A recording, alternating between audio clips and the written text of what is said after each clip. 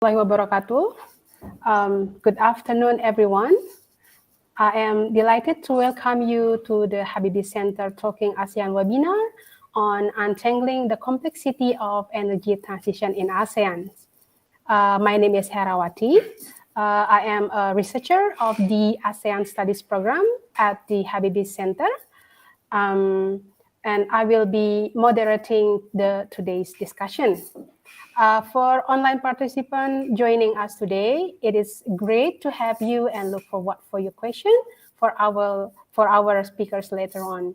I am very pleased to welcome our three distinguished speakers joining us from Geneva, Mr. Philip Gas. He is lead for Transition Energy Program, International Institute for Sustainable Development, or IISD. The second one, we have Mr. Benny Suryadi. Mr. Benny is a manager of the Power, Fossil Fuel, Alternative Energy and Storage of ASEAN Center for Energy.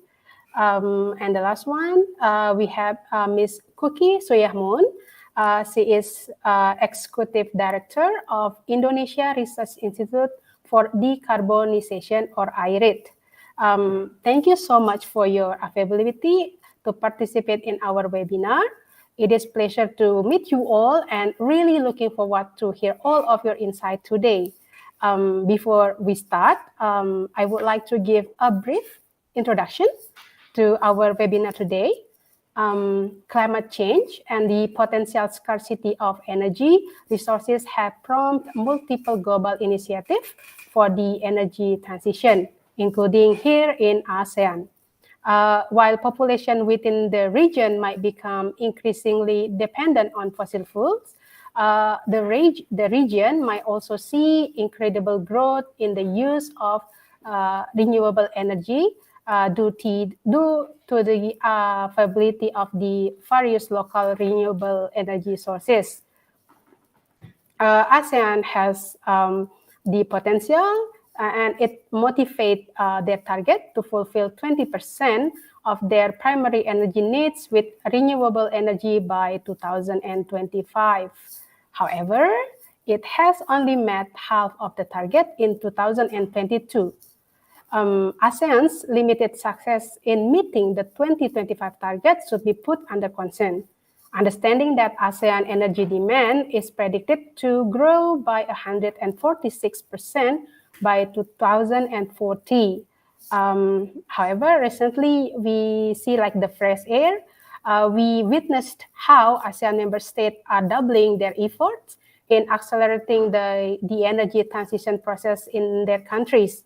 Indonesia just launched Energy Transition Mechanism Country Platform, or ETM, and claimed to bring 361 projects on renewable energy in Indonesia during the G20 meetings.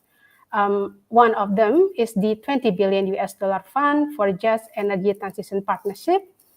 And if we see in Vietnam also, 15.5 billion committed as part of just energy transition partnership agreement will be made up of public sector finance and private sector finance. This webinar aims to bring together perspective from the expert and amplify the grassroots concern and to unpack the complexity and challenges of energy transition in ASEAN. With the expertise of our speakers, I believe that today's discussion will enrich our knowledge on ASEAN landscape in achieving the mixed energy target. This webinar will be divided into two sessions. First session is the presentation from our speakers with 15 to 20 minutes allocated time. And then after all presentations are delivered, we will move to the Q&A session. The audience can ask questions or give comments on the YouTube live chat feature. Without further ado, I would like to share the background of our first speaker, Mr. Philip Gas. His recent work has focused on development of fiscal policy approaches that facilitate the greenhouse gas mitigation, including carbon pricing and subsidy reform. Mr. Philip has strong experience on social impacts of clean energy transition, including impacts on the employment and social development, and has in the past advised a number of North American, European, and international jurisdictions on the development of climate change, sustainability, and circular economy policies.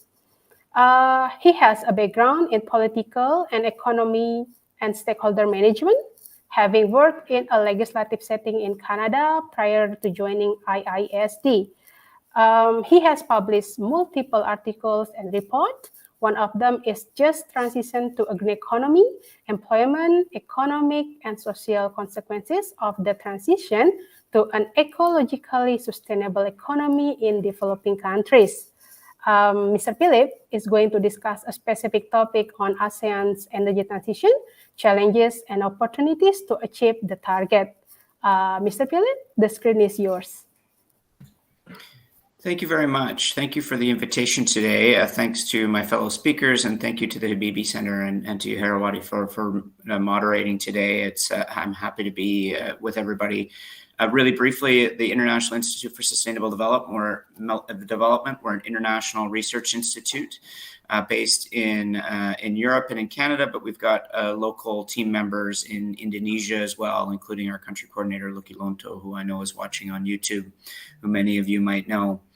So I was invited today to speak a little bit from an international perspective on some of these opportunities and challenges. So I wanted to highlight through my comments what I sort of see as three major trends in terms of energy transition, and then a little bit of a talk about potential financing and opportunities for ASEAN in terms of financing a clean energy transition. So the first major energy trend that we're seeing right now is that energy prices, and in particular fossil fuel prices, are going to continue to be dominated by fluctuations, price spikes, and then price crashes.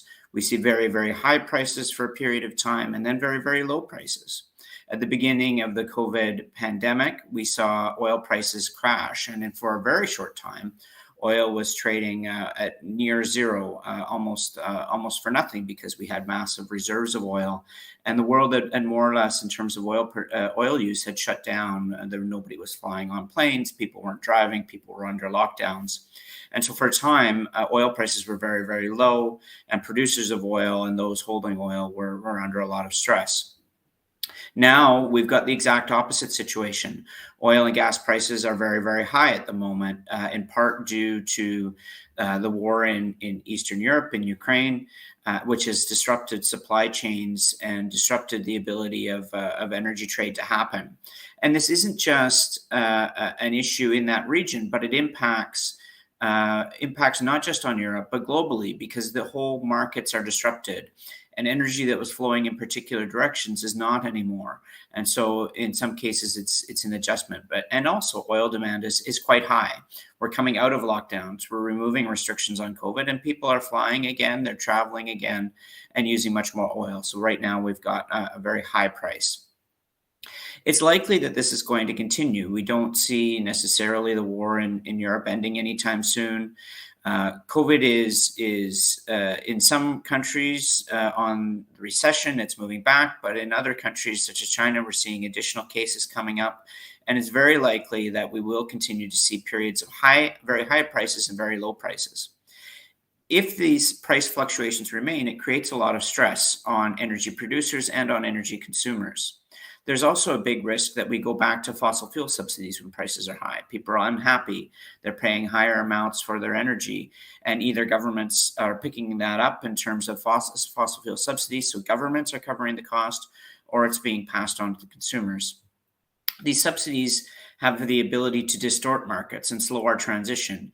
If we have fossil fuel subsidies, people are paying lower prices, and overall, it's creating a more difficult opportunity for renewable energy to break into the market. So we become in this trap of going up and down, and either the producers are feeling stressed from very low fossil fuel prices, or consumers are feeling stressed and governments are feeling stressed because of very high prices. We don't see a gradual change, but it's almost like a roller coaster that continues to go up and down, and that has impacts on governments and consumers. The second big trend that we're looking at is that countries, as a result of this, are increasingly looking at energy access not only as a social issue, but as a security issue. I know ASEAN has very strong social implications in its membership, and energy access and energy production is being seen as a security issue. Countries and governments want energy produced and shared locally through connections that can be trusted. Security of supply is paramount. We see what happened in Europe, in places where the flow of natural gas was cut off, and all of a sudden people were looking for alternatives. More countries are going to be looking at this and understanding, well, what happens if our supply of oil and gas is disrupted? Ultimately, what we're looking at is local energy is the best. Local being either local within your region with other countries and nations you're in a grouping with, such as ASEAN, or in country directly. We also need cost certainty, which local energy can more readily define because it's produced locally, it's used locally, and it's not dependent on global markets. Local energy can also be more socially better. When energy is produced and used locally, it's more jobs for local people and a better able to focus on the workers who are affected by clean energy transition. They're able to transition workers from fossil fuel sectors in a country or region to renewable energy jobs within a country or region. If energy is being sold for export or if it's being imported, you don't have these local dynamics in terms of job retention. So really, the summary here is that energy access is still really critically important as a social issue. But what we're seeing through recent trends and about supply avenues is that it's also being seen as a security issue. The third big trend is that, and this is the good one, this is where the opportunity comes, is that renewable energy prices are expected to continue to fall for both large and small scale renewable energy. Renewables are often produced locally to where they are used, and you don't need major international import or export markets. And they're getting cheaper, which makes them all that much more attractive. As we're seeing increasing carbon prices, tariffs, border carbon adjustments, pressure for fossil fuel subsidy reform, we are seeing an increased competitive opportunity for renewable energy as the technology prices are continuing to improve. And so we see an opportunity for transition to accelerate. So as mentioned earlier, that ASEAN is not at its target yet, but I think what we're going to see is a continued acceleration of renewable energy driven by its frankly decreasing cost compared to fossil fuels. Each year this technology improves. Each year we look at sources like the World Energy Outlook and we see the curve for renewables, the installed capacity increasing more and more rapidly as costs are decreasing more rapidly. And already in some cases in regions and countries, renewables are the most competitive option. One example is how we're nearing the end of the internal combustion engine in motor vehicles for transport. There's a big push on electrification and mobility. Imagine a situation in a country like Jakarta where 50 or 60% of the vehicles on the road are electric. You immediately think, well, we're going to need a lot more electricity. The build out has to be significant. Oil demand would decrease significantly. It effectively falls off a cliff. And imagine the climate benefit of the pollution from half of the city's cars being removed if that electricity we're producing is clean. So the time to invest is now. Fossil fuel plants, a new coal plant, a new natural gas plant will last 40 years. If that plant is a break even or makes even just a very small profit now, they will become a losing profit and losing money in the future. You don't want to be, I say it's a bit like you don't want to be the last person selling a BlackBerry when the iPhone and the Android phones have taken over the market. It's like this with fossil fuels and renewable energy. You don't want to be the last holding on to the old technology when the new technology is taking over. So really briefly, how do we transition? And how do we access the finance for renewable energy? We've had past commitments under the Paris Agreement for $100 billion per year in new finance. And we've seen, as was mentioned, a big shift and new investments through just energy transition partnerships, mentioned Indonesia and Vietnam potentially, and also South Africa as well. This is supporting a shift to clean energy. But the idea behind these just energy transition partnerships is to have a consideration of the workers in the sectors that may face pressure from transition, as well as that social aspect that I mentioned earlier. These JETPs are focused on support for workers and communities, and also support for the consumers of energy who face restriction access, either because there is no supply locally to where the demand is, or also the access restrictions due to high energy prices and the need to reform fossil fuel subsidies. the funds from Just Energy Transition Partnerships can accelerate this clean energy transition, not just from a technical standpoint, but also from a social aspect as well. So one thing that I might think might be worth exploring, and it is the idea of a regional Just Energy Transition partnership in the ASEAN region, boosting renewable energy cooperation. The JETP is normally based on individual countries, as we've seen, but are there regional approaches possible? Could we see the JETPs between countries within a region interact with each other?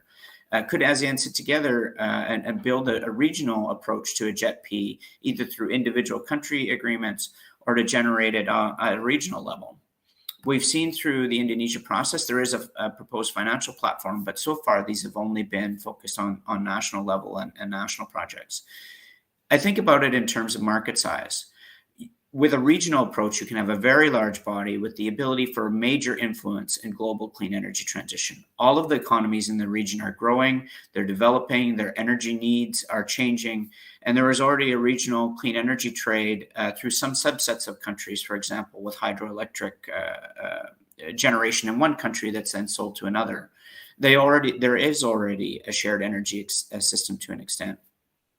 So one of the approaches we've seen through JETP has been it's only been in the most major countries so far, but why not a major region is something that I might leave with. So to sum up in my closing element, a summary of the three key themes that I see in terms of energy prices for fossil fuels continuing to spike and crash, countries increasingly and regions increasingly looking at energy not just as an access issue, but as a security issue, and the renewable energy prices continuing to fall for both large and small scale renewables. And then putting out the question is, are there regional approaches to JETP that can be looked at? It requires a lot more study and a lot more thinking, but I think it's something definitely worth examining. The more countries are interlinked and the more there are regional partnerships that can be leveraged. So with that, maybe I'll pause there and turn it back to the moderator.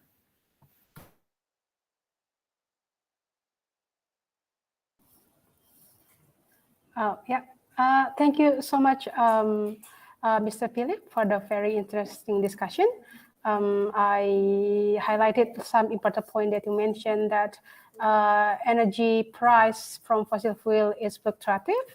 And then the Russia-Ukraine crisis and COVID-19 pandemic has leveraged the price of the energy, the global energy prices.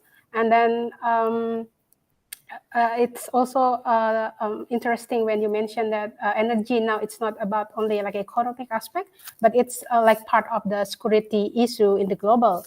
And you also touch on the JETP, and then you mentioned it's now in Indonesia, and then the commitment is now in Indonesia and also in Vietnam. So the next question is how to bring this JETP, the commitment, to the region, and then it will be very interesting to see how it developed for the next 5 to 10 years. So yeah, thank you so much for your presentation, Mr. Philip. Okay, we now move to our next speaker, Mr. Benny Suryadi. So Mr. Benny has more than 15 years of experience in managing programs and conducting research on energy and climate change, supporting the government of 10 countries in the Southeast Asia to build climate-friendly in the development of energy sectors, and presenting it to the ASEAN Minister of Energy meeting. Mr. Benny is a leading energy partnership with the US, Russia, China, India, Norway, and international development agencies, overseeing the multi-million projects portfolio, including the ASEAN Energy and Climate Change Project, or ACCEP. It is the first integrated official project that addressed the regional emission reduction from the energy sectors, endorsed by the ASEAN Minister on Energy and the ASEAN Interconnection Master Plan Study. For today's webinar, Mr. Benny will deliver a presentation on Southeast Asia energy market and financing of renewable energy in ASEAN. Mr. Benny, you may start your presentation, please. Thank you very much for your lovely introduction, Ibu Herawati. My highest appreciation to the Habibi Center for inviting me to this important discussion, talking ASEAN webinar on untangling the complexity of the energy transition in ASEAN. Sharing the virtual stage with two great speakers, Mr. Philip Gus from the International Institute for Sustainable Development, and also after this, Ibu Dr. Mukti Sujahmun from the Indonesian Research Institute for Decarbonization. And a very good afternoon, everyone. So great to see still many of you are attending the event this afternoon, despite your busy schedule for enjoying the end year holiday. And referring to the tour, this is also just mentioned by Ibu Herawati, for the next 10 or 15 minutes, I would like to talk about unpacking the complexity of the energy market and financing in maximizing the renewable energy in the Southeast Asia or ASEAN. My talking points are mostly based on our two recent publications, the 7 ASEAN Energy Outlook, which was launched in September, and the impact and analysis and review on the governance of renewable energy financing scheme in ASEAN, which was launched last month. Next slide, please. Before going to the content, allow me to introduce the ASEAN Center for Energy briefly. We are an intergovernmental organization that represents the interests of the 10 ASEAN member states in the energy cooperation. So we are part of the ASEAN entity. Based here in Jakarta, we support the policymakers from the ministry and relevant institutions from all 10 countries in designing, implementing, and monitoring regional energy activities as guided by the ASEAN Plan of Action for the Energy Cooperation, a regional blueprint for the energy cooperation here in the region, supporting 10 countries in achieving the energy security, accessibility, affordability, and sustainability for all. Next slide, please. So the thriving economy of the ASEAN region, which is currently, as we are now and quite proud, is the 6th largest economy in the world. It has contributed to significantly increasing the demand for the energy. We all know that the energy is a key component in advancing the ASEAN economic community's pursuit of inclusive and a dynamic regional economic integration toward 2025 and beyond. It has been a valuable input for a well-connected ASEAN, which continuously drives a highly integrated, competitive, innovative, and a global ASEAN. But we do also know that, as Ibu Herawati mentioned earlier, and also by Mr. Gus, until today, to fuel our economic growth, we rely heavily on the fossil fuels, as more than 80% of our energy mix today. It's not a surprising news, unfortunately, because many countries in this region are quite blessed with the natural resources, and fossil fuel somehow is still considered affordable option for many developing nations like ours. Next slide, please. But then, in line with the region's sustainable energy transition priority, be it at a national level, regional level, or even at global level, there is a strong need for the countries to explore multiple futures, finding the right path toward the clean energy transition, or also known toward the net zero emission economies. ACE flagship study, which was launched at the ASEAN Minister on Energy meeting last September in Phnom Penh, Cambodia, the 7th ASEAN Energy Outlook, identified that in line with the rapid economic growth, energy demand in the region is expected to triple by 2050 under the baseline scenario. Fossil fuels are projected to continue to supply most of the regional energy demand. Policy are being put in place, target were set in order to see the possibility of reducing the energy demand, reducing the portion of the energy from fossil fuel, from coal, oil, and natural gas, and bringing more renewable energy into the table. Next slide, please. Vision on renewable energy is one of the key strategies under the regional blueprint that was mentioned earlier. And as also already mentioned before, collectively, ASEAN aim to achieve its aspirational target of 23% share of renewable energy in the total primary energy supply or in energy mix in 2025.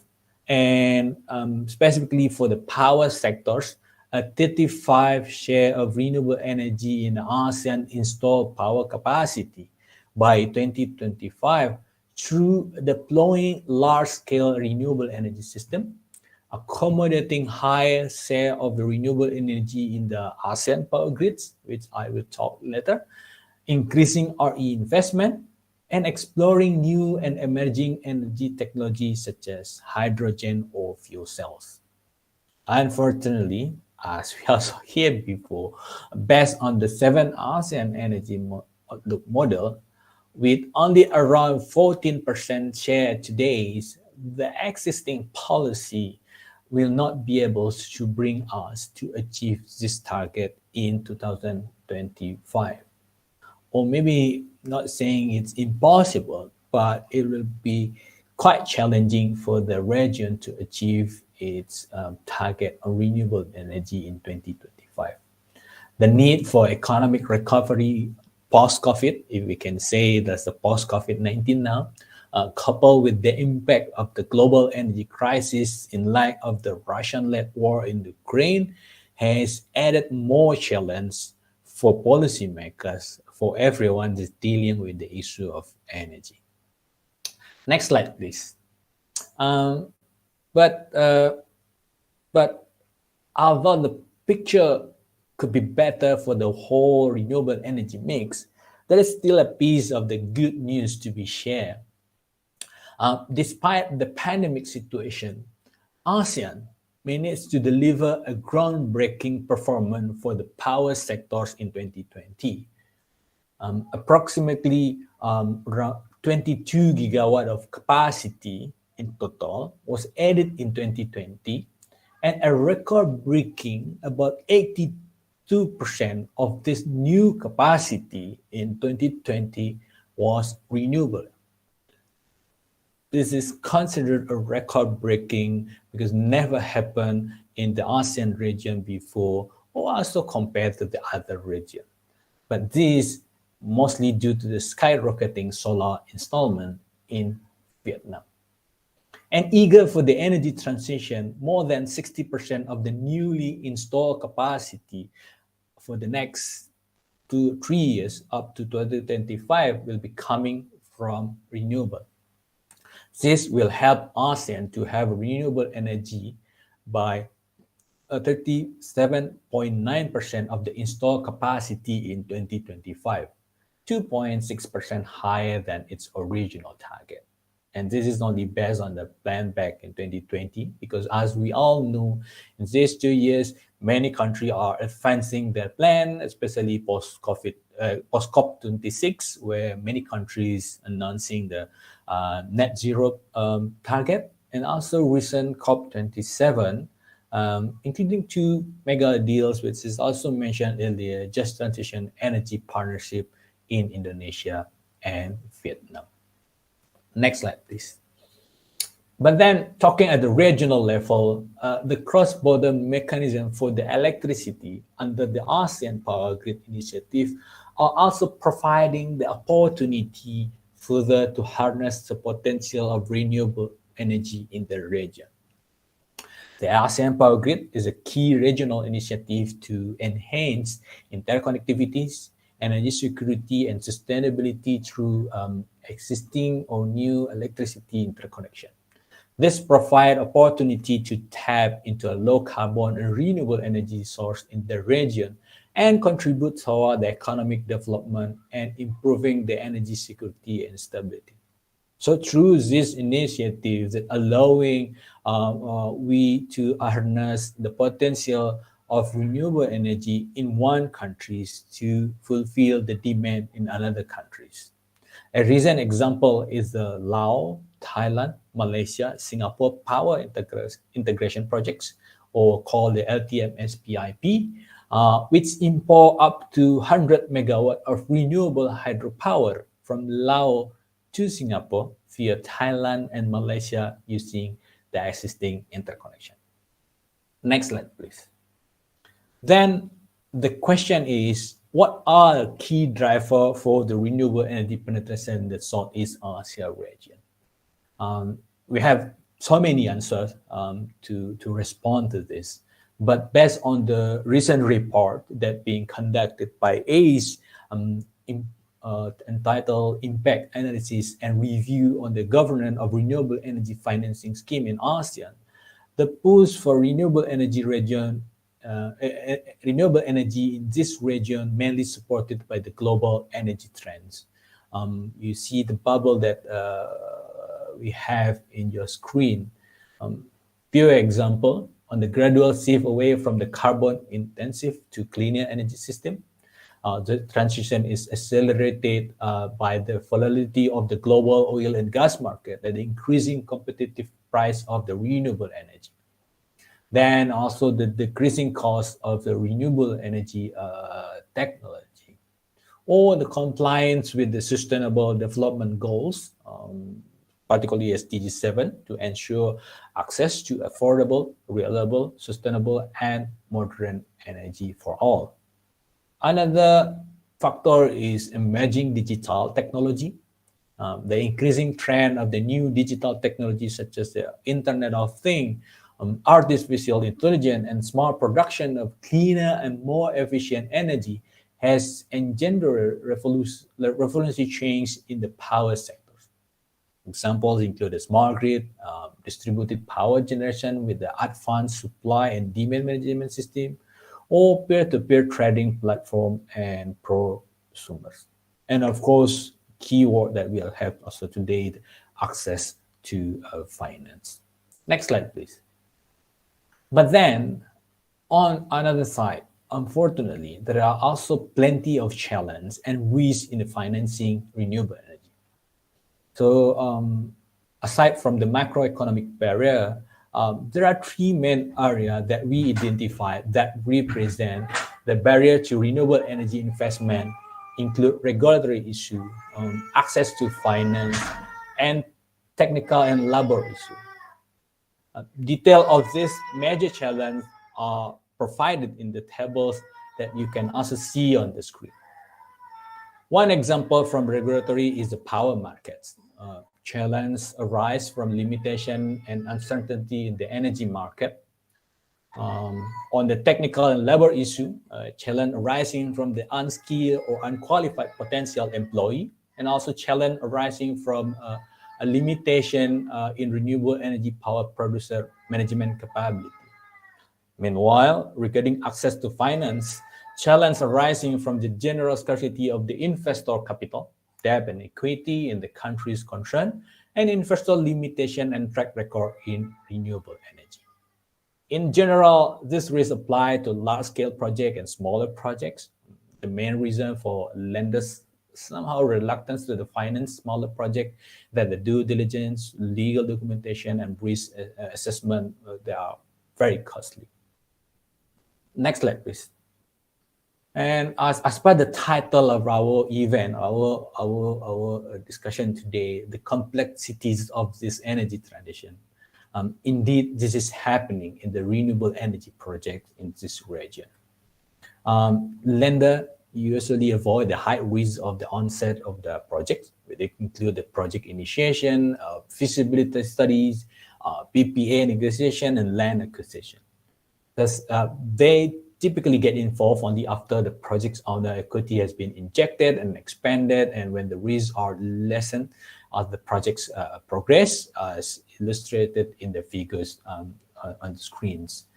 But then from the project initiation to operation and maintenance, we have seen several instruments and policy deemed ineffective according to the risk profile of renewable energy projects, which are outlined also in the bottom part of the figure for each phase in the development, construction, and operation of renewable energy projects.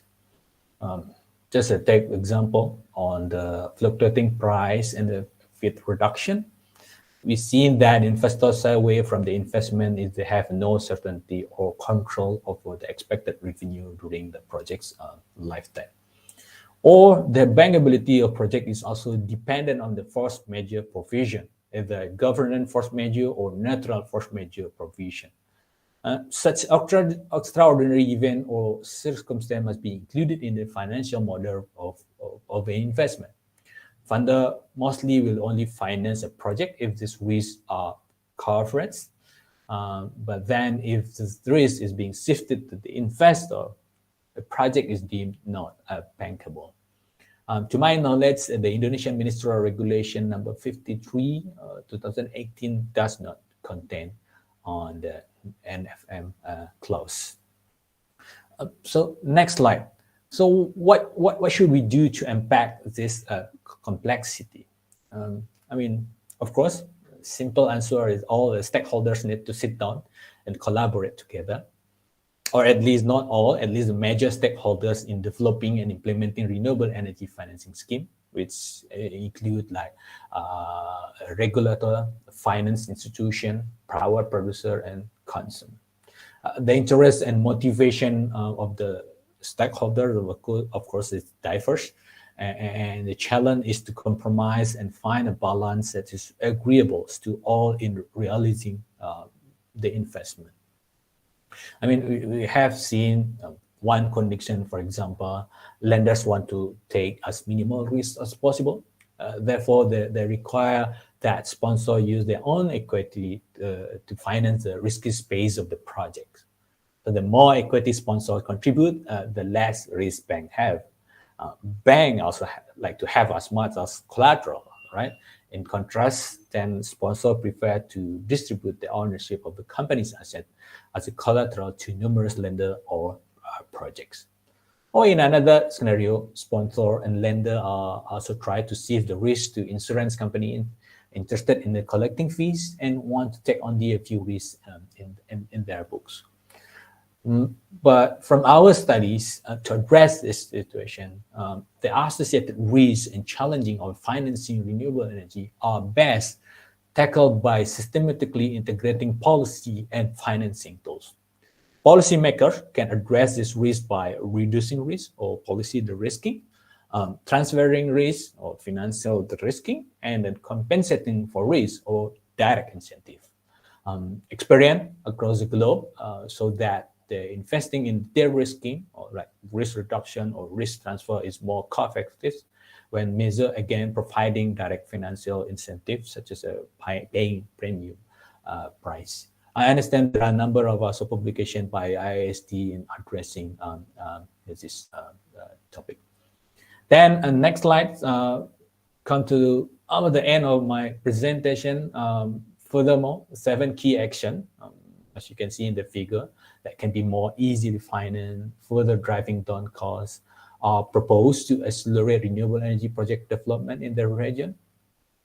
Although that recommendation are generally applicable across the region, but each country, of course, needs to identify what is relevant and appropriate to their circumstance to implement them better. And to sum up, the above key actions are intended to foster 4 environments to develop renewable energy at a scale and a competitive price. First is a clear, forcible, and stable regulatory framework, such as RE policy, permits, foreign ownership, etc. Second is competitive and transparent action. Third is effective guarantee scheme like a bankable PPA and financial guarantee, liquidity and early termination guarantee. And last but not least, long-term grid planning for renewable energy capacity expansion. Next slide. This will be end of my presentation. For those of you who are interested in learning more, please feel free to download our 2 report at the ACE website. And happy to have a follow-up discussion during the Q&A session later. Thank you very much for listening, and I return back the session to our moderator, Ibu Herawati. Thank you, Ibu.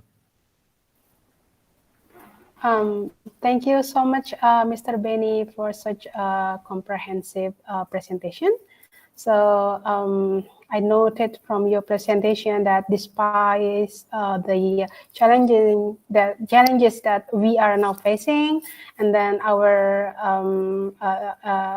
20% target in 2025 seems hard to achieve, there are some good news from ASEAN, which the groundbreaking performance where 20 gigawatt of capacity was added in 2020, where 82% of them was the renewable energy.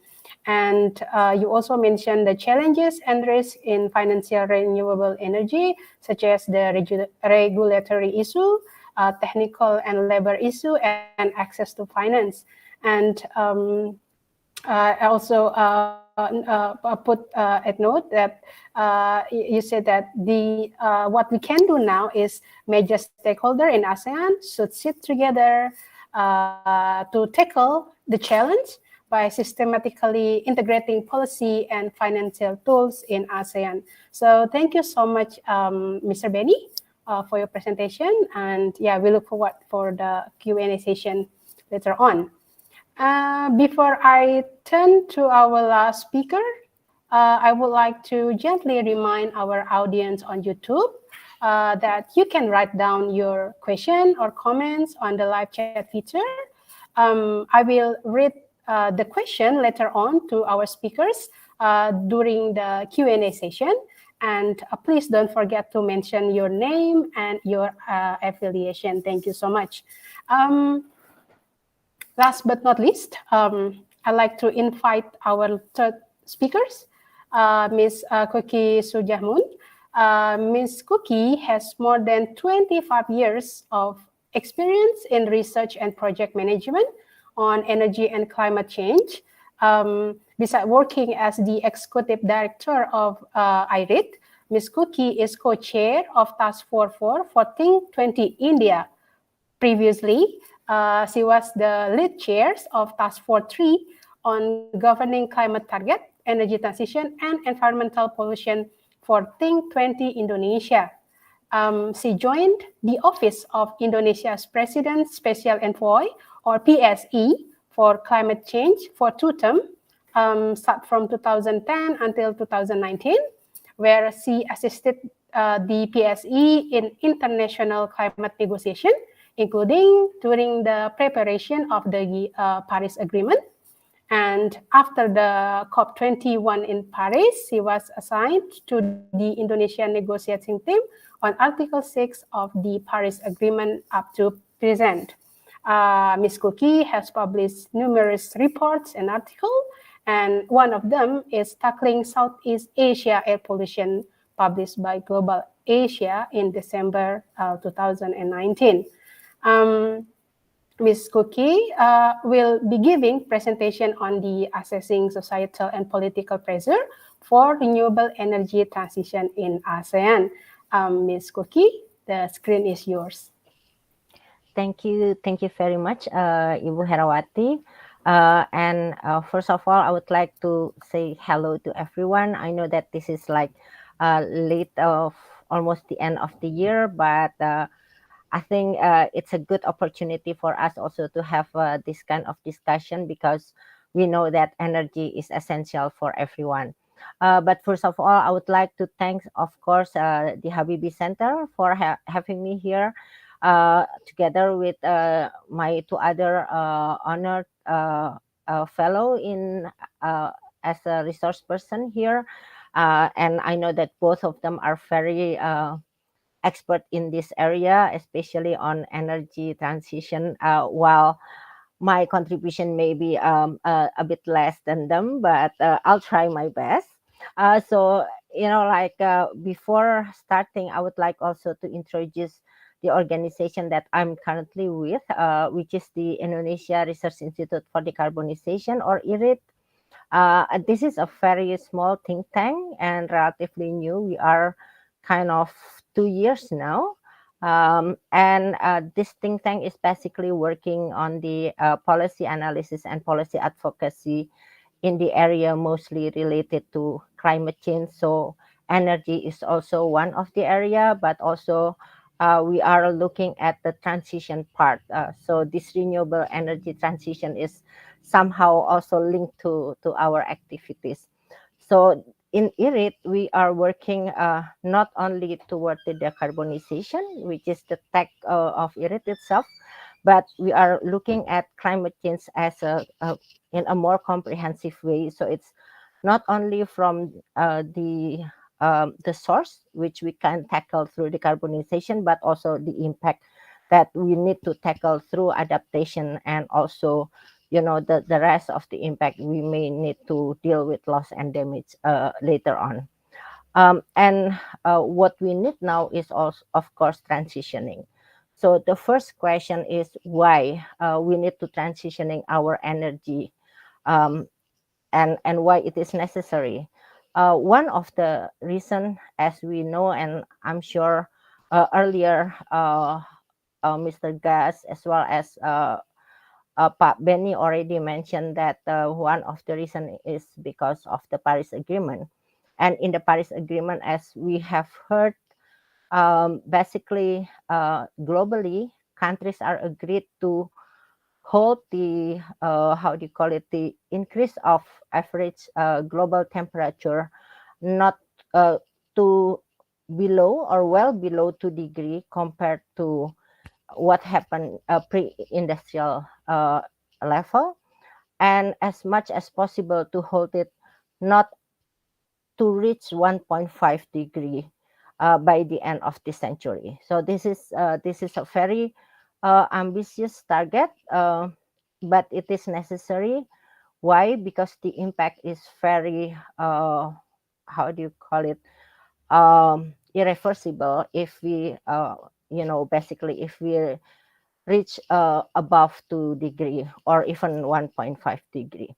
And as we heard also, and we know that most of our activities, our development now are basically based on or fueled by energy that came from fossil fuels. And fossil fuels has carbon in it, and of course then it will emit as carbon dioxide, which is one of the major greenhouse gases that at the end will result into the climate change. So what we need now is to reduce the greenhouse gases emission, including through the or from the energy sector, because we know that globally more than 70% of greenhouse gases emission came from energy sector. And the only way that we can reduce the emission there is to shift from the fossil base to low or no emission energy resources, which is mostly, of course, renewable is one of the low and no emission resources. So, and the other reason for why we need to transitioning our energy is already mentioned earlier also by the two previous speakers, the current situation, the current geopolitical situation, right? We already witnessed that the price of, not only the price, but also the availability of fossil fuels are becoming more scarce now because of all this issue of export, import, and all those things. And as a result, no one can rely on only fossil fuels for their energy, especially for the power generation. So if we see that, then if we are talking about why we need the transition, then we already see that for one of the issue is also because of the geopolitical issue. What we need is basically the energy security, right? So the stability of access, so the access is there, and it's also has to be affordable. So this is also another benefit that we may get, and I think we will get from transitioning from the current fossil-based power sector, which mostly centralized and has to be in, like the the size has to be big and centralized, and therefore they need to have like a very extensive grid to basically to supply to different part of the country or the region if you are talking about ASEAN. And this makes the access becoming more difficult if we only rely on that centralized one. And then the other question is, or the other benefit is also to the workforce, right? Because with if we're transitioning, Pak Benny earlier mentioned about the barrier or the challenges is also for the labor, and this is mostly because it's not there yet. But this is something that we need to do. We need to prepare so that we can address the need for having this energy transition and ready not only to become the market, but also as, let's say, the supplier of the technology or the energy itself. And looking at the whole issue, just a moment, I need to get some water. So if you are looking at the issue of energy transition, we know that we have actors around it, right? So it's the government, of course, is one, and with all that they have in their hand, they will do a lot of things, including the regulation. But there are also non-state actors or the non-government players, including the private academia, and as well as the NGO, CSO, and the community. And we all have a role. One of it, of course, to keep informed the government that we need to transition, right?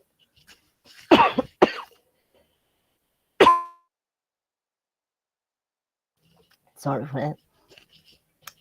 And the second one is also, we cannot just be there and like becoming the watcher. We can also do something. So as I mentioned earlier, access is one of the issue, access to energy. And with renewable energy, in fact, we can have a more decentralized system using the local available resources. So this is something that can be done by different actors, be it the private, academe, or the community as well. So transitioning, I think it's not only doing it in a centralized and a big size kind of thing. We can do it like in decentralized and in a small scale. Sorry. So those are the thing that can be done. And on the other hand, if we are talking about this energy transition, and already mentioned earlier, it will affect us also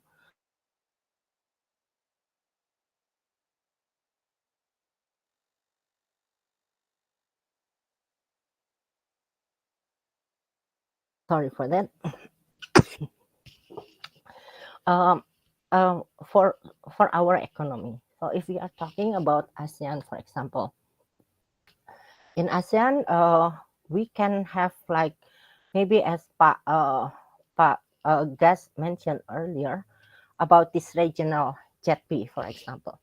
But the JETP is maybe it's something else, but we can have like this through Pak Benny organization, for example, we can have like ASEAN, how do you call it, ASEAN initiative to transition energy, because it's already somehow started now, right? For example, the grid that Pak Benny mentioned earlier, from Laos to all the way to Singapore, for example. And this is important for our economy in terms of national as well as regional economy, because at the moment, if we are talking about production, if we are talking about international trading of commodity, then carbon footprint has always become one of the key issues that somehow determine whether you can get a market with a affordable price, or you will get additional tariff like what is currently being started with the CBAM. So from our perspective, becoming a non-state actors is important. We have a very important role to ensure and also to work together with other non-state actors in ASEAN countries to work together to develop the, if I can say, the ecosystem that we can have such energy transition within the region, because there are, I mean, like Indonesia and the Philippines might be different compared to the other, because the other are more kind of continent land based, while these two countries, Indonesia and the Philippines, are more archipelagic. So they will have different challenges, but still, like working together as a society within ASEAN is important. So I'll just stop there and let's have conversation after this. Thank you, Mahera. Thank you so much, Ms. Cookie, for your presentation. So you raised some issue on the need of us to transition our energy by shifting from fossil fuel to renewable energy because of the geopolitical condition at the moment that increase the price and the availability of fossil fuel in the community. And you also mentioned that energy security is needed in order to provide access of energy for all, and to provide the affordability energy to the people. And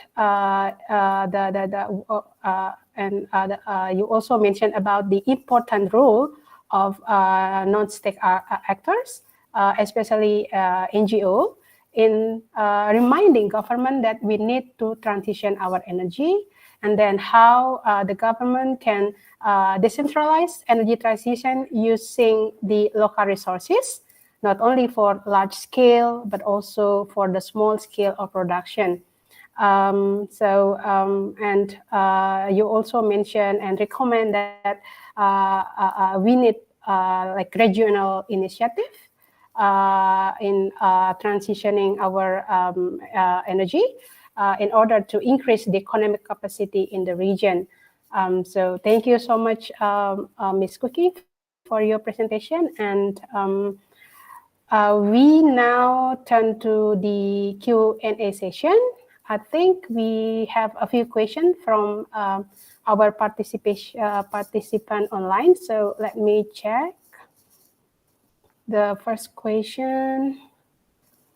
The first question is from Farah. Farah is a student from London School of Economics. So the question is, from a layperson perspective, the trends Mr. Goss outlined points to a moderately optimistic outlook, but cooperation in ASEAN is typically hampered by the institutional, developmental, or economic gaps. Noting the linkage between energy and security and how sensitive strategic issues can be in ASEAN. To what extent does this apply to energy transition? Perhaps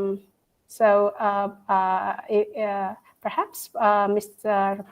Philip can answer the question. Thank you for the question, Farah.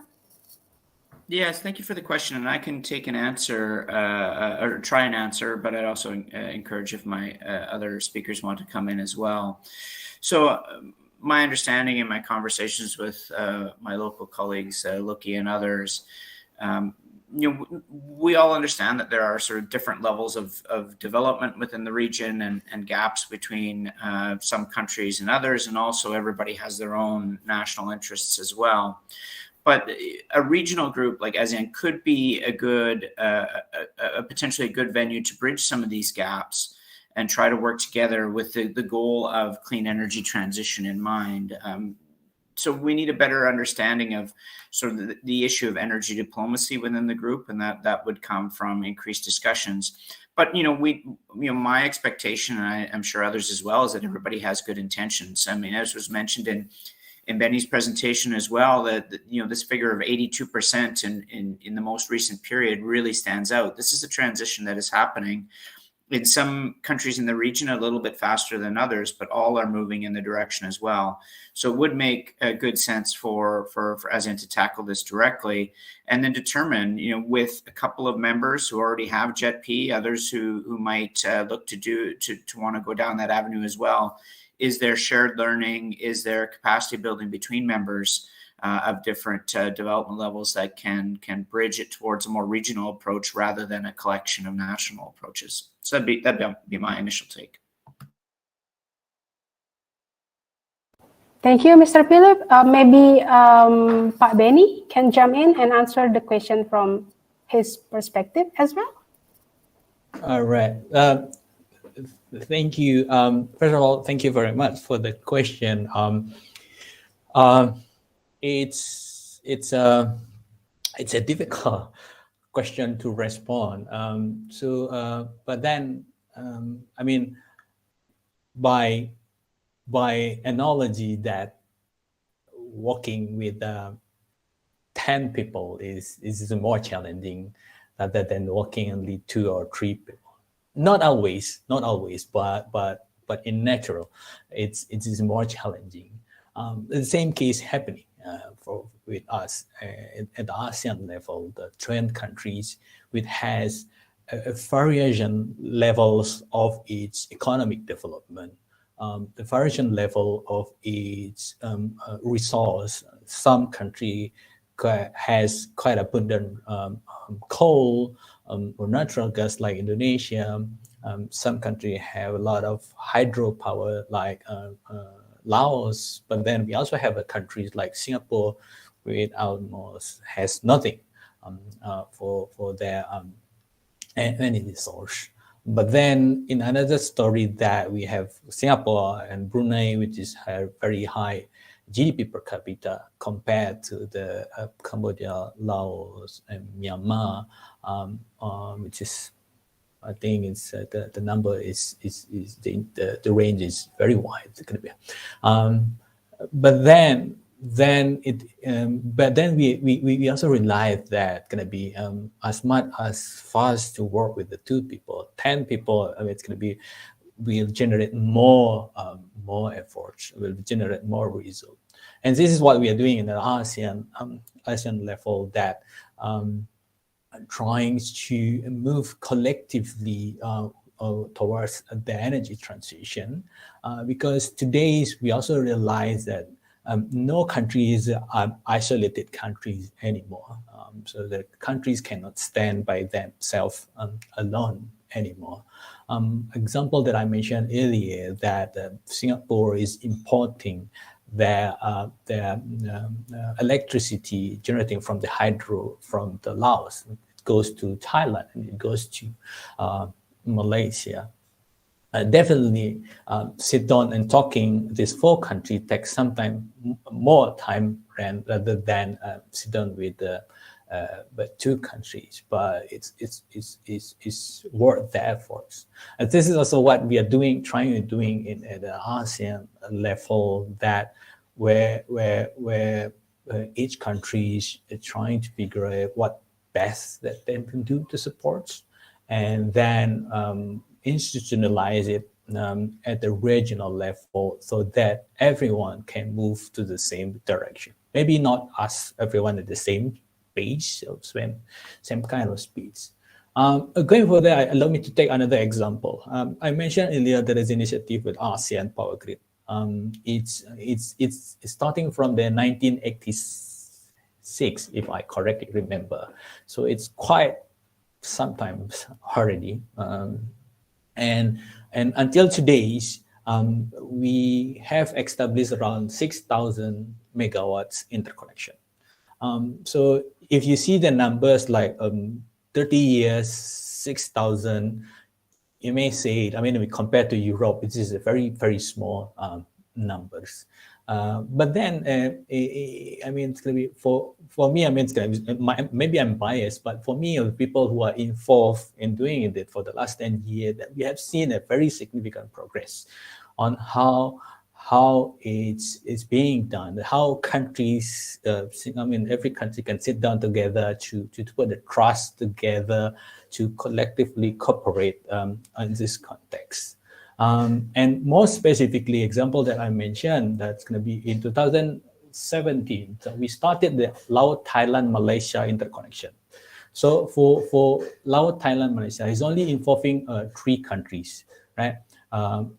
In 2 years, they transmit the electricity around 30 gigawatt hours from the Laos until Malaysia, 30 gigawatt for 2 years.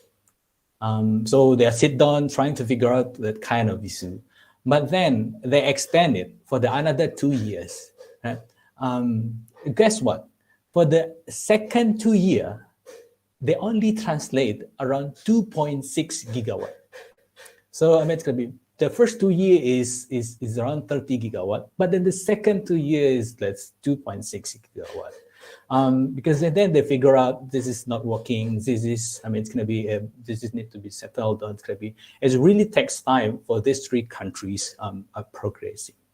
But the good news is, as maybe you're also aware, that now it's being extended to Singapore. So the electricity is transmitted from the Laos, Thailand, Malaysia, Singapore, commenced in June this year.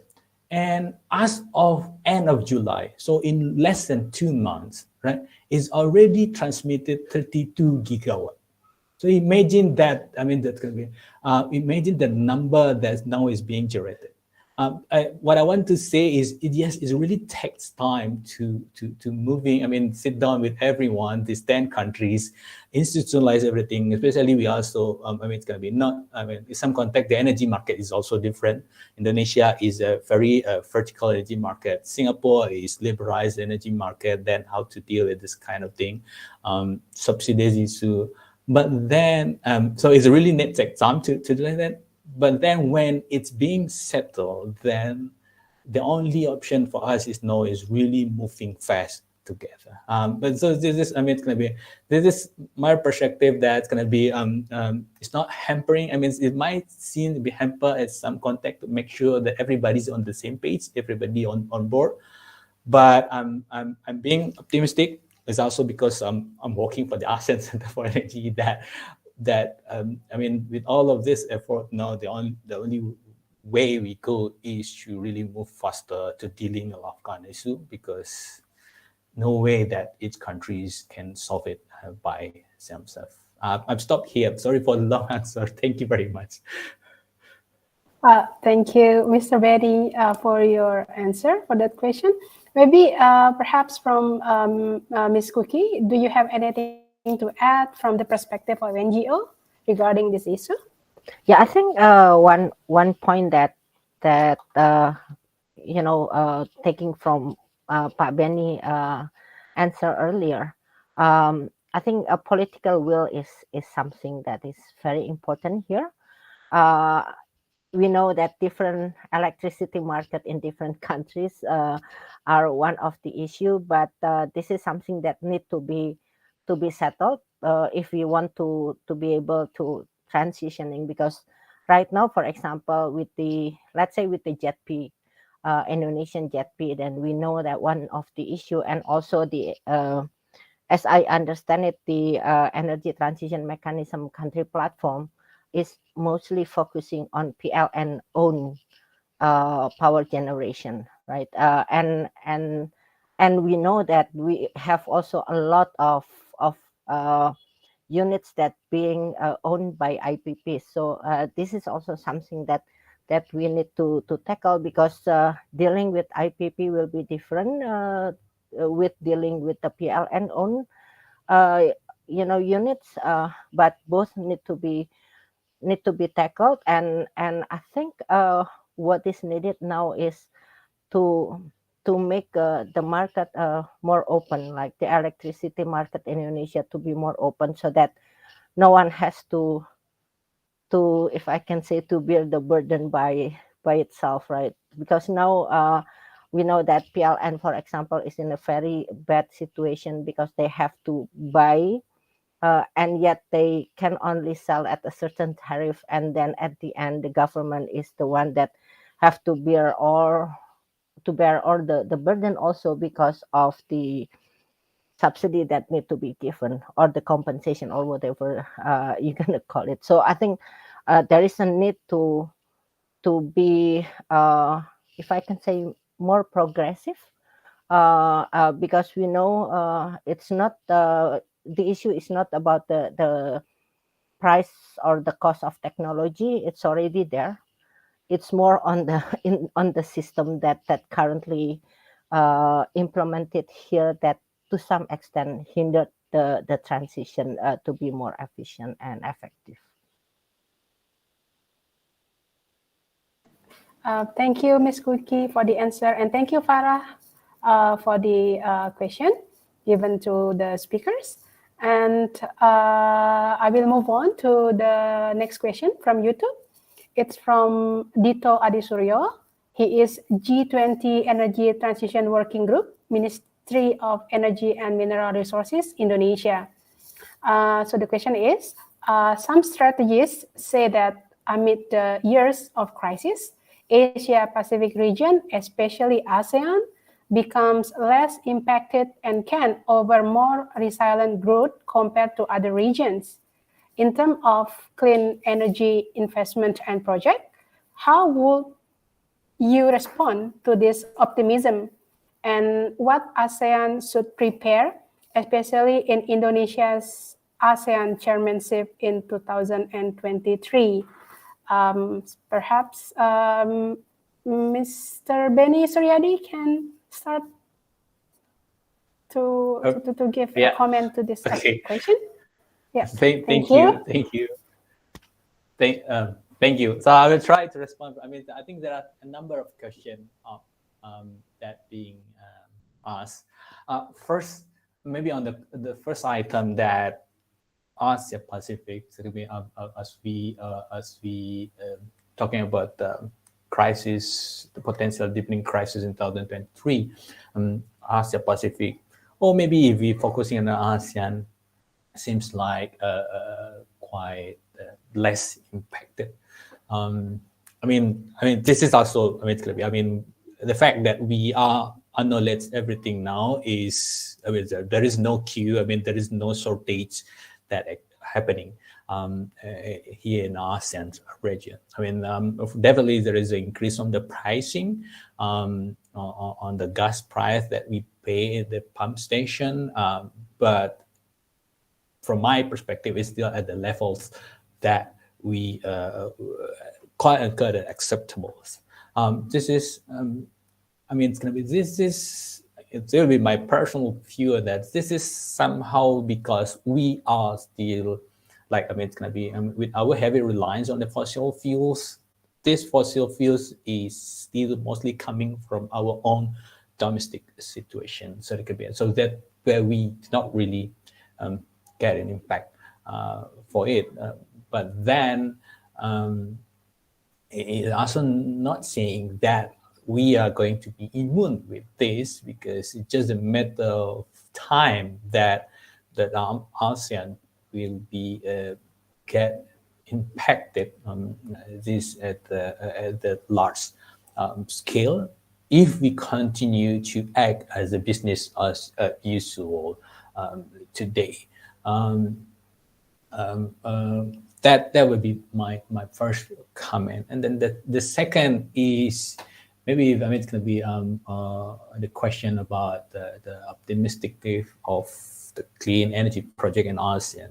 I mentioned earlier that in 2020, the 82% of the new installed capacity in this region coming from renewable. So it is already showing that how ASEAN will be able to absorb this fast changing experience, then welcoming the investment to move it, and then it's also proving a trust for the investment to come. But then also more work is needed, particularly also to be conveyed. And if I'm relating it to the context of Indonesia as an ASEAN chairman, the share of renewable energy today in ASEAN is around 14%, which is also same numbers with the Indonesian energy mix. ASEAN wants to achieve 23% by 2025, which is also the same numbers with Indonesia wants to achieve in 2025. Much of the progress, I'm not saying solely rely on Indonesia, but much of the progress is within Indonesia's hands. So, I mean, the chairmanship of Indonesia next year for the ASEAN is really a cornerstone to push these aspirational goals. I mean, it's going to be, if we want to achieve 2025, considering with the time construction development for renewable energy projects, it has to be started next year, right? That's going to be, and then the Indonesia's commitment to really push it at the national levels and the regional level has become critical of the success of the ASEAN in achieving our renewable energy target in 2025. I stop here. Thank you very much. Thank you so much, Mr. Benny. Next one, Ms. Cookie, do you want to add something? Yeah, I Please. think. Yeah.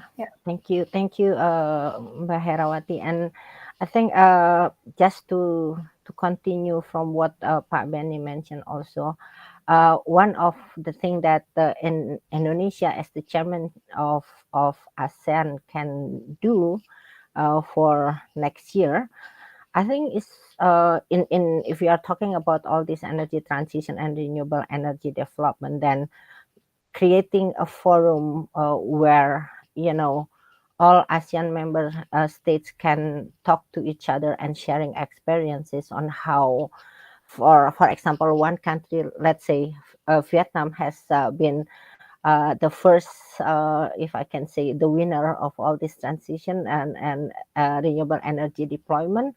But they also face a lot of issues lately because of the grid issues and others. So this is also something that is important. I mean, like IRIT is currently supporting the a dialogue session until the end of next year on the energy transition partnership, basically. And this dialogue is among different stakeholders in 3 countries, so Vietnam, Indonesia, and the Philippines. And the idea is exactly that at least within these 3 countries to exchange experiences, including from the government side as well as the non-government side, to see what are the challenges that being faced so far, what are the success, what are barriers, and how they can work together. And I think Indonesia is quite good in doing this kind of and facilitating this kind of conversation. So maybe besides what Pak Benny and his organization is doing more on the really technical things on how to do or to have a good energy system in ASEAN, then that kind of conversation is also needed. And I know Mbak Hera, maybe the Habibie Center can also have this kind of platform just to have those stakeholders in different countries around ASEAN looking at from the non-governmental side, at least, so that we can work together from the non-governmental side to support and to also remind our government so that this kind of transition can happen in ASEAN in a more effective way, and learning from, because I think learning from, let's say, if I can say, Europe or other part of the world might be different with learning from what happened in the region itself. So I'll just stop there. Thank you. Thank you so much, Ms. Cookie. Before I pass the opportunity to Mr. Philip Gas, so I just want to let you know that in Habibie Center, we are currently organizing some intergroup dialogue, we call it, and we invite some NGOs from Indonesia and also our partner in Germany. So thank you so much for your recommendation. Maybe for the next intergroup dialogue, we can also invite like more partners to join our discussion. So thank you, Ms. Cookie. And we move to Mr. Philip Gas. Do you have something to add from the question, please? Yeah, sure. And I won't be too long because I think some good points have already been raised. I mean, I think back to that, coming into this chairmanship in 2023 is also an opportunity to build on the work of the G20 presidency as well. And we talk about diversity and membership in ASEAN. Diversity and membership in G20 is also very very significant, and yet Indonesia was able to guide that group through a very tumultuous year in terms of energy prices and global conflict, and come to some positive outcomes in terms of energy policy and cooperation. And I think I would, as sort of an outsider a bit, I would suggest that there's lots that can be built on, and the initiatives that were built under that process, such as the groups of NGOs working on climate and energy policy, should look to also leverage this chairmanship and in supporting the government to come to positive outcomes. So that's sort of what I would say in terms of building on that. In terms of being impacted, I think that it's certainly right. It's a very different impact from other regions that are more directly impacted by changes in natural gas flow, for instance, which is a regional fuel as opposed to oil, which is a global fuel. But one thing that was already mentioned was the energy prices are higher everywhere, in particular for oil. And I think, as mentioned in my earlier comments, we're going to continue to see spikes and valleys. I think the other thing to be aware of is that while impacts are lower now, that means that now is the time to take advantage and foster accelerated transition. One of the things that we'll see more after 2030 is that the countries that have accelerated their move off of fossil fuels are going to no longer be customers for fuels like oil, gas, and coal that while plentiful in some countries in the region at the moment, might find reduced markets for export post 2030. And so making the transition now and ensuring that there are alternative sectors and alternative employment opportunities that don't rely as much on oil, gas, and coal production will be important, as there are potentially fewer customers for those fuels in the post-2030 timeframe. So while I would say that now it's certainly agree that the local impact within the region is lower, to me, that's all the more motivation to take advantage of accelerating transition before impacts come, as they will eventually in the post-2030 timeframe.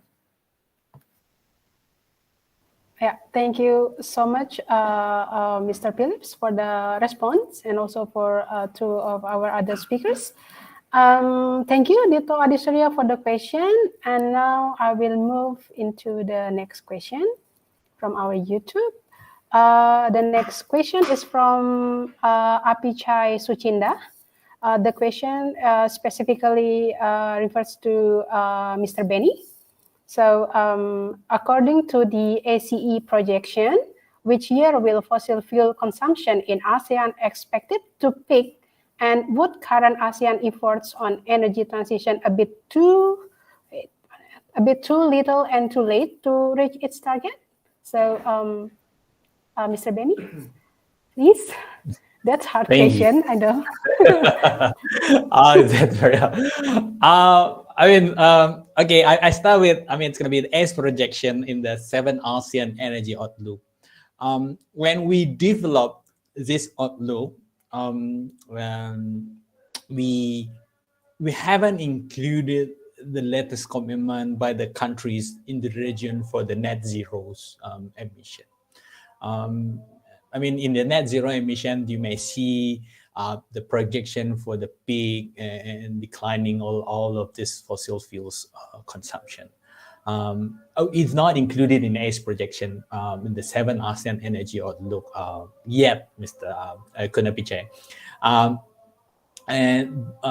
But from the existing 4 scenario that we model, like business as usual, and then the second one is responding to the policy that exists and then planning to be implemented by the countries. I again highlighted before the net zero emissions being mentioned or introduced by the countries, and also the scenario for achieving collectively target of the renewable energy in the region.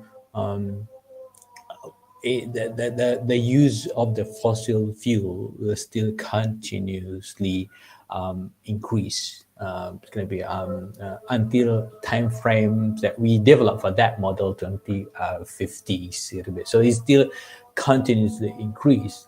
But we do see that the penetration of renewable energy will be able to reduce the growth of the fossil fuels, particularly on the power sectors.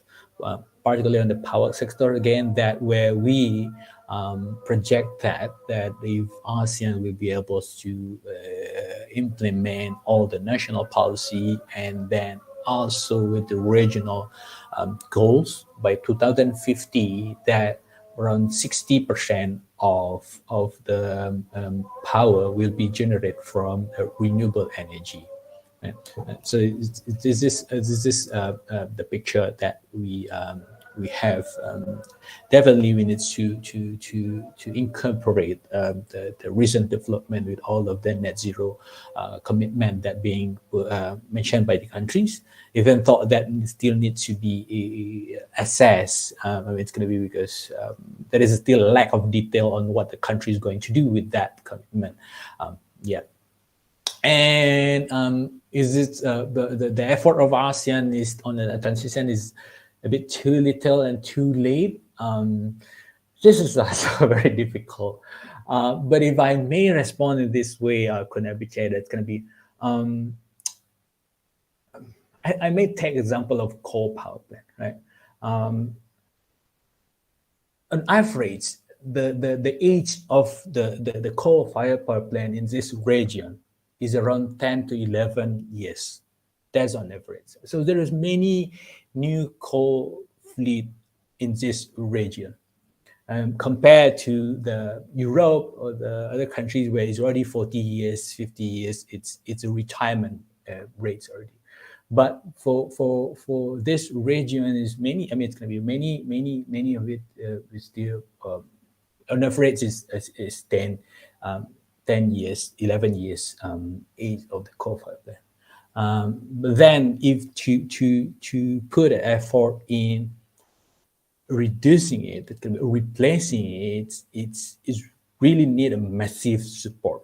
I mean, this is what I mean. We are so glad with this JETP in Indonesia and Vietnam, which expected to be able to address this kind of issue that's going to be. But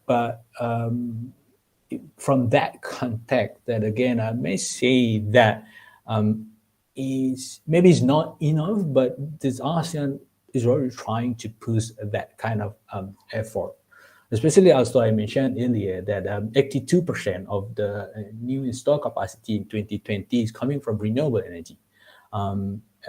That's not small, right? That's not a little. We can do that, but it's also to do everything in a very fast is also quite challenging. Like Dr. Kuki mentioned that Vietnam experiencing a gridlock. I mean, it's going to be with all of the. I mean, it's going to be with sudden penetration of renewable energy, cause the curtailment issue, resiliency of the power. I mean, the grid system that's going to be now it's become a gridlock as well. So we are trying to go with this kind of effort. Going to be. It may be seen too little. I mean, it's going to be, but I mean, we also welcome. I mean, the policymaker is definitely also welcome. That's going to be how we could do faster. But one thing that we realized that I mean, it's going to be we need a support from everyone in order to do this faster. I mean, it's going to be who doesn't want to go with all the net zero, get a clean. I mean, it's going to be clean energy. That's going to be, but there's also a lot of things that we consider. It's going to be. I mean, if we simply shut down it, it's going to be or simply limit this kind of efforts. I stop here. Thank you, Kun Abhijay. That's going to be to that question. Yeah, thank you so much, Mr. Benny, for your response, and also thank you for Mr. Sunchinda for the question. And then I think it gives like good bridging for our next question. It's about the question is for all speakers, and then the question is. What do you think is going to happen to Indonesia's economy, especially on sector involved in coal export, with other countries start transitioning to renewable energy?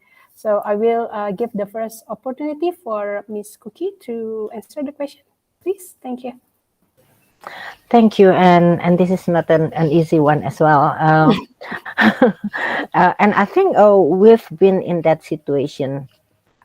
In 2016, if I'm not mistaken, 16 and 17, where out of sudden the request for coal being dropped significantly, and at that time we also saw that quite a number of, if I can say, small scale coal company in Kalimantan, for example, are basically closed down, right?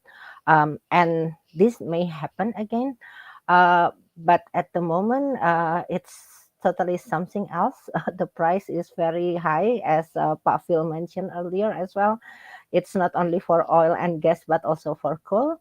And I think looking at what happened now in Europe, for example, where the supply for a cleaner one is difficult, and also now we are facing or entering winter, then and there are also challenges for renewable energy development. So that's why the request for coal is increasing again.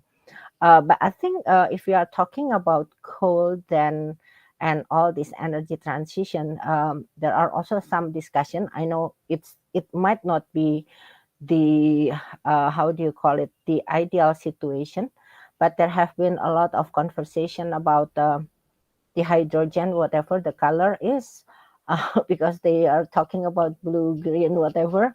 But there might be a transition of energy through that pathway. But also, coal is also being used not always as a source of energy, right? It's also for feedstock. So I mean, like there are also that a part that might still be like a market for Indonesia. But looking at what happened now, and I think this is also linked to the previous question by Hera, if I may, the issue of competitiveness of product, as I mentioned earlier, right?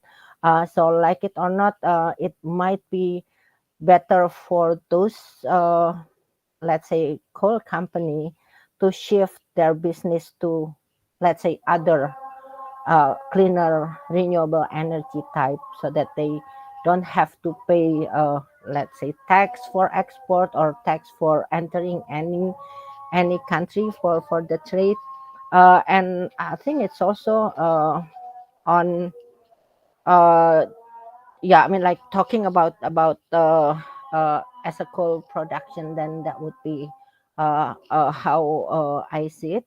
So it's better now to shift while we still have time, because we don't, as Benny mentioned earlier, we don't also want to have too many stranded assets in terms of coal-fired power plant.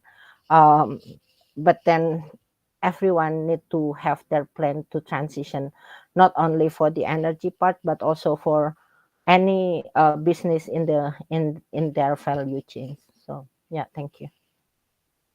Yeah, thank you so much, Ms. Cookie, for your response. Maybe it will also relate it to the ETM, where like I think there are two functions of this ETM to make a mechanism for early retirement for coal, and also to increase the demand for energy. So yeah, thank you so much, Ms. Cookie. And the next one, Mr. Philip Gas, do you have something to say about this question, please? Yeah, and I'll be brief again. I think that the impacts the impacts in short term are not huge. It's sort of medium to long term. It's that 2030 to 2050 timeframe that we've talked about, and I think that what we see is while short term opportunities may look good, when we're talking about developing new mines or building new electricity facilities, they carry 40 to 50 year timelines. And I think that one of the things we have to be really cognizant of is that not making investment decisions based on economic conditions right now, making them on the economic conditions that we expect will happen. And we are seeing a rapid transition to renewables, and it's maybe not fast enough for what we would ideally like to see, but it is happening, and I do believe it will accelerate. And I think it just bears extra weight to any investment decisions that are being made. And also it's really important as well to consider the workers in the sector as well. Workers entering into a fossil fuel sector now are going to be looking to be working in that sector for a long time to support families and livelihoods. And if we are transitioning from one type of energy sector to another, we have to sort of keep that in mind as well, and not sort of leave behind the workers or the communities that are affected. When a mine closes or a coal plant closes, it affects not only the workers, but also the communities, the people who work in the supporting industries, and even things like healthcare and education. If there's a community that relies on a coal plant for a large percentage of its jobs, then the entire community is affected by a phase out. And so I think we need long-term thinking. We need to consider not just the economic conditions of today, but the ones that we expect might arise over tomorrow. And modeling can change. We don't know the exact speed that these things will happen. We have seen some acceleration. I remember when I started in the field of renewable energy generation, solar power was costing $5 a kilowatt hour. Now it's in some places 5 cents a kilowatt hour, and so these things can happen, and that's over a 20-year time frame. We imagine what it might be like going forward. So I would just say a large degree of caution is needed in investment decisions, because they these are decisions happening now that will have implications over decades, and we need to consider all of the factors very carefully. Thank you so much, Mr. Phillips. And then I will pass the opportunity to Mr. Benny. Do you have something to add for the question, please? Thank you. Just to give another perspective. I mean, it's going to be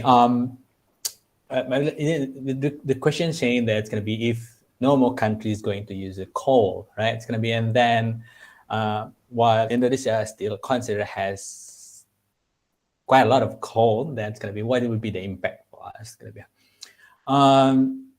one side.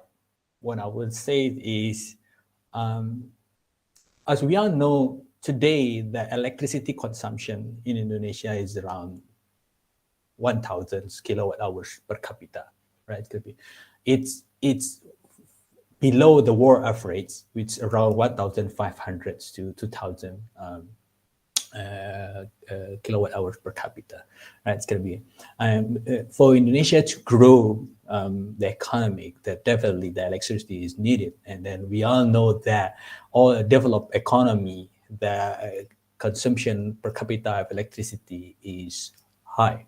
So definitely, as Indonesia continuously moving to grow the economy, the need for energy will continuously rising. That's going to be that in one perspective is giving the opportunity. If nobody wants to buy the coal, Indonesian's coal anymore, if only looking from the context of Indonesia, there is still a significant amount of demand domestically. That's going to be to fulfill, to fuel all the demand for Indonesia to grow the economy. But then it's and just two is that the issue now is also how to finance it. It's going to be it's because in many cases Indonesia is relying financing from the external, from be it from the development bank and etc., which have a very strict for the new investment, or from the private sector, which also apply the ESG. That's going to be then that will be put us difficulties of also use that coals for our own consumption. So it's kind of balance. I mean, one side that if nobody wants to buy coal, that simple calculation actually it's use it for domestic, it will be no. I thought you cannot get maybe the price that you sell to the outsides compared. It's gonna be but it's also like Bill mentioned that's gonna help, but everybody is taking advantage to move towards the energy transition that we need to also. I mean, it's going to be coal is definitely. I mean, if we're going to use it, if we're going to use it domestic, definitely one day it will be run out. Right, there will be no more coal. That's going to be, and it's going to be. And if that's happened, that's the question. And if that's happened, that what Indonesia is going to do? That's going to be. If not taking the opportunities today to build our own capabilities to manufacturing our own technology for the renewable energy, that's going to be. So it's a balance that whether we want to seize only for the short term or the long term. It's going to be for the short term. If nobody wants to buy coal now, there's a lot of market for domestic, but then how to deal with this kind. But in long term, it's definitely the issue that we need to address. I mean, it's going to be, again, Indonesia is not immune, it's not isolated to the other country, and we somehow heavily reliance to the external on the financing. Then it needs to be addressed properly in this context. Not really answer the question already, but I hope I give some perspective to the discussion. Thank you. Yeah, thank you so much. Yes, Ms. Cookie, do you want to add something? Yeah, I think I'm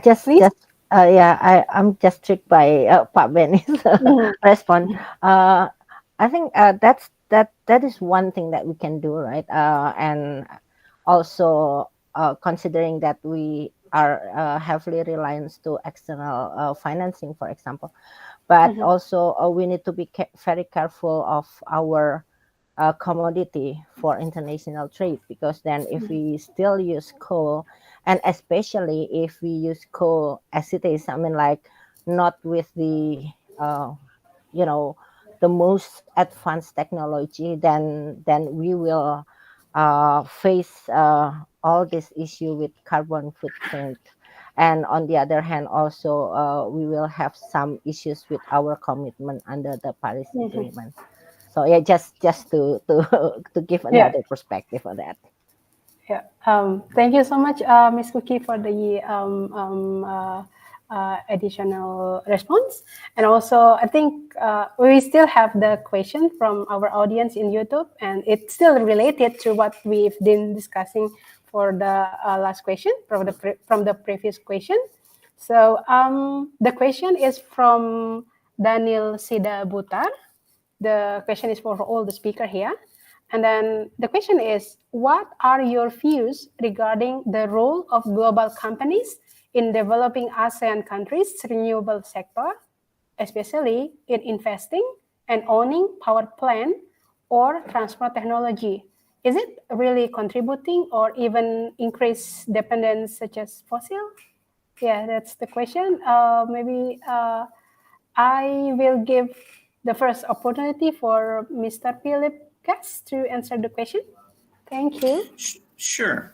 Well, I think at its highest level, we know that we need more finance and investment available than is just available through government and public sector investment. We have commitments under the Paris Agreement and under JETP for investment, but we really won't be able to achieve the transition without private company investment.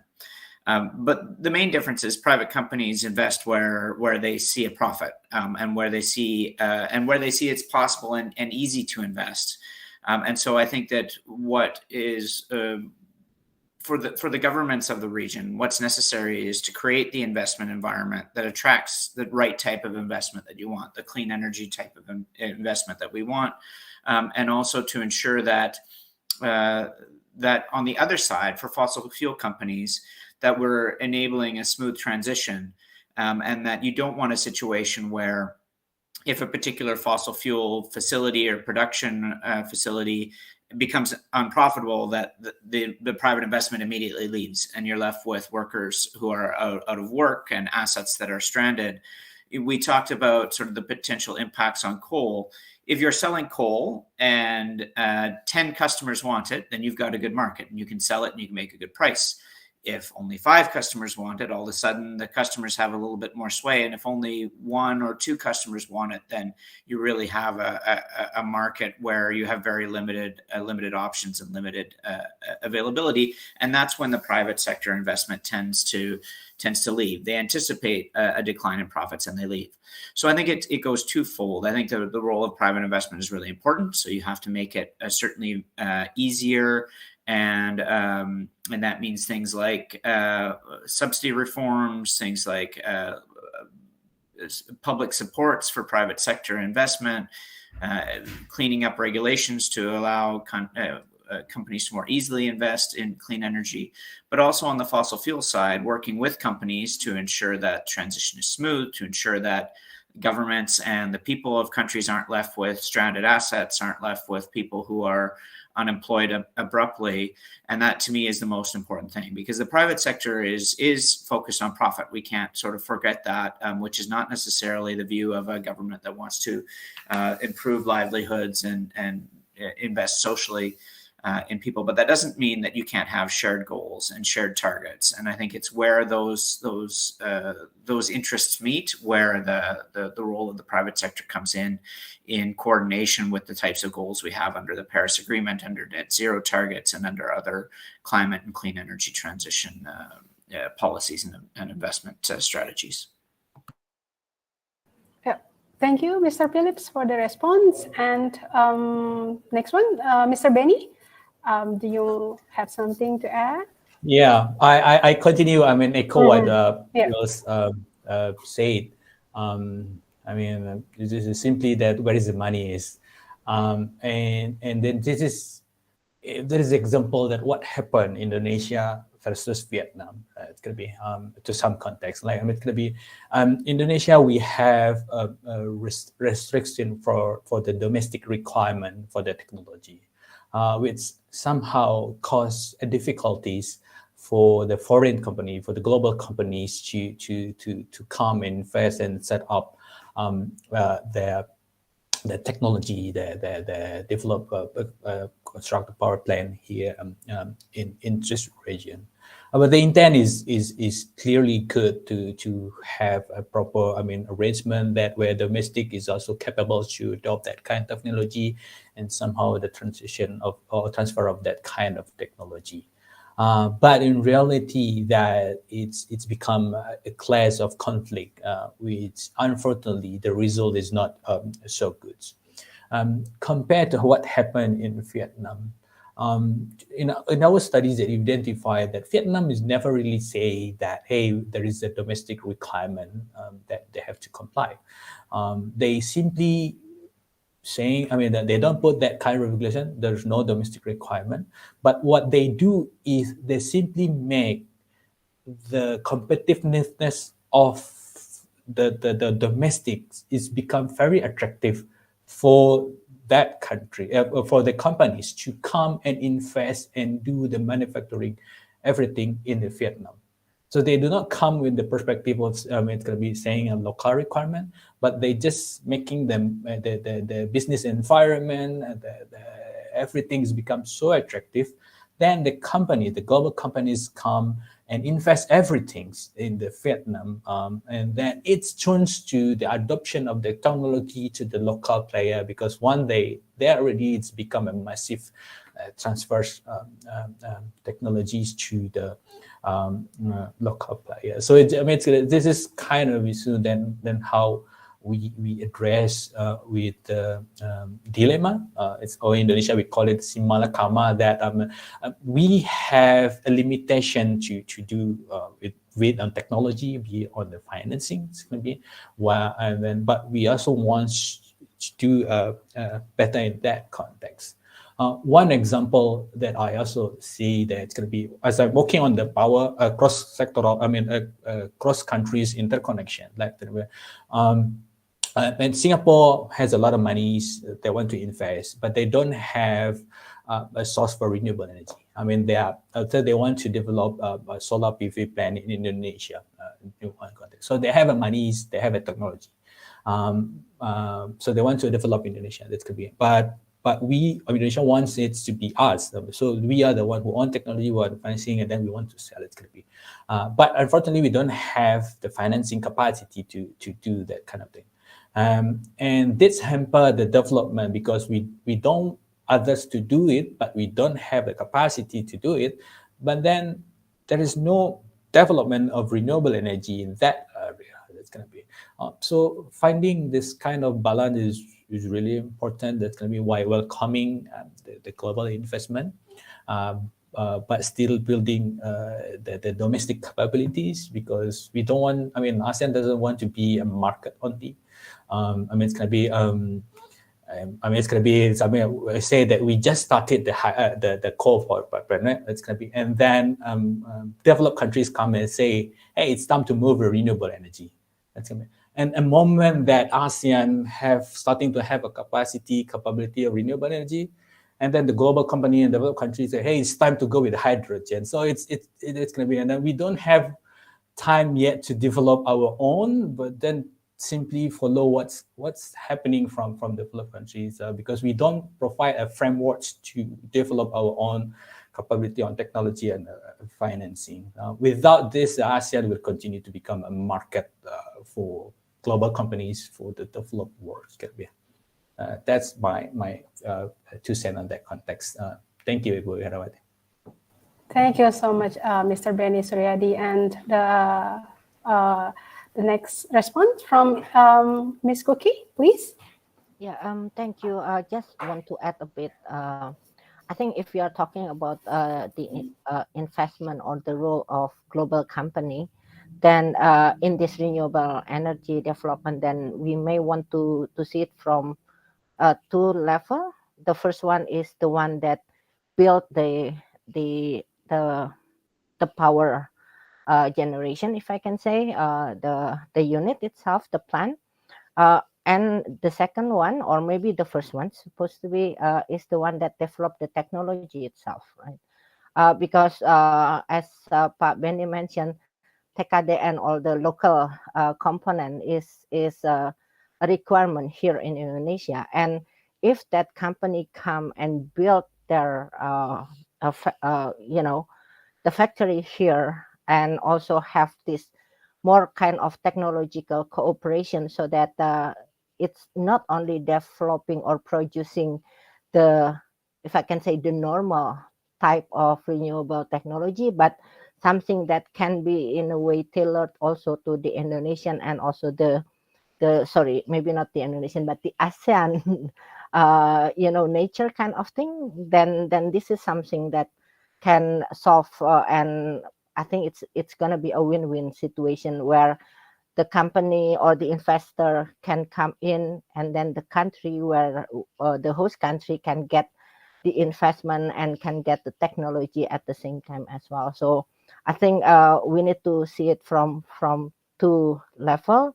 The one that will be developing the plan and operating it, and then the one that preparing all the equipment and the technology, and that is something that we need to have, I think, in the region, so that as Pak Benny said, we can be beyond market, so we can also be producers for countries around the world that has some similarities in terms of natures with this region. Thank you, Bu Hera.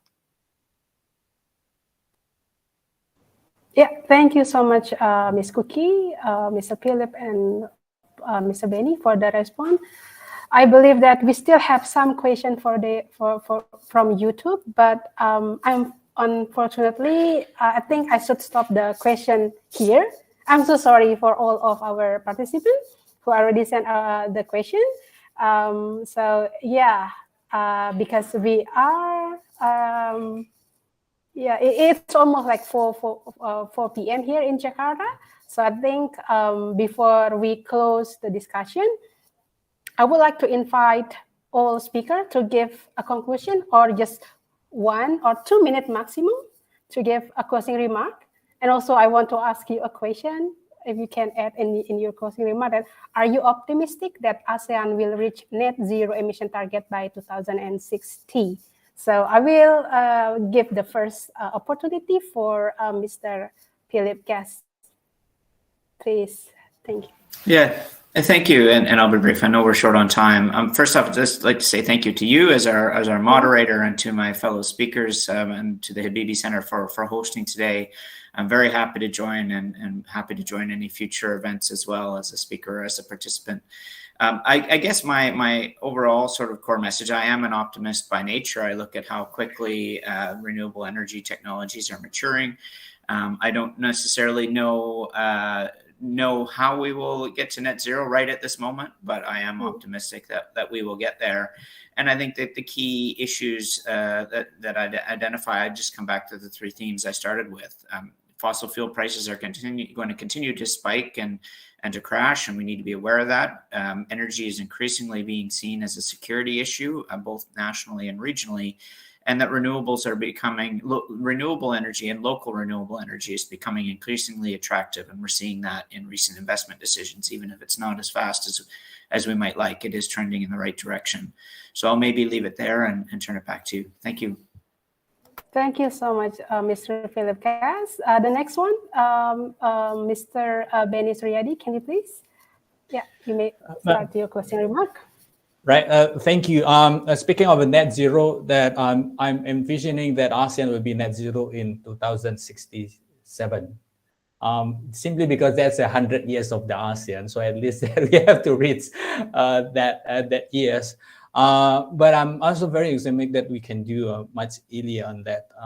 And the point that I would like to highlight, that the path might be not as what people is expected. It's not the linear line that's going to be just going down every year to that level. It's going to be, as I mentioned earlier, I mean, we experience that it's like a static year, but where we are building the foundation and then we are able to escalate that effort. So this is what we are trying to do. I mean, it's going to be the path will be, decided by the ASEAN country itself for our own interests, but we share the common goals to a better world for the energy transition. So, and for that, everyone's help is very much needed, be it on practical, the discussion that we also have. So very grateful for having this kind of opportunity to exchange views and ideas with Bill, with Dr. Cookie. I hope to meet you in person.